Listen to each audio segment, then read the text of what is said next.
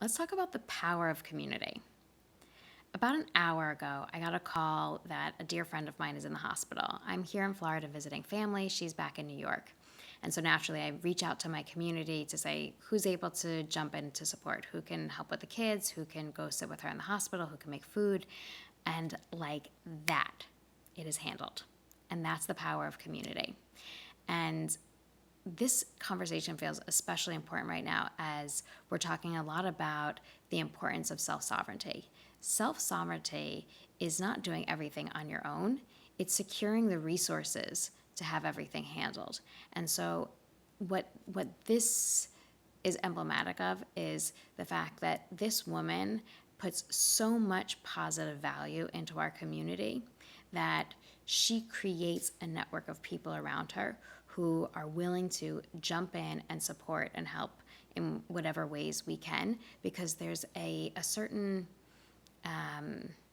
capital there, an investment that she's made. And she's not making the investments that way people are going to show up when she needs them when she's in the hospital. She does it because that's who she is, right? She cares about community. She puts into the community to support wherever she can, and then that's what comes around.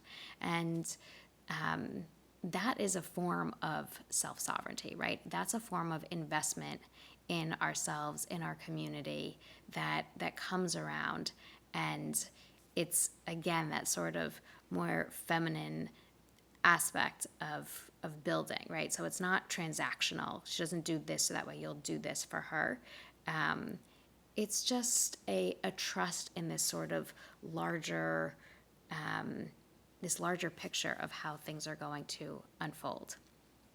And so I'm feeling deeply grateful for the community that I'm part of and that I get to help create, and encourage you to figure out, what is your community? Who are your people? And how are you leveraging that support in your life? And sometimes it takes real infrastructure. So, for instance, a couple of weeks ago, I got together with a group of, I don't know, 10 or 15 moms, and we talked about what are our pain points when it comes to community? What are the things that we wish we had in a village?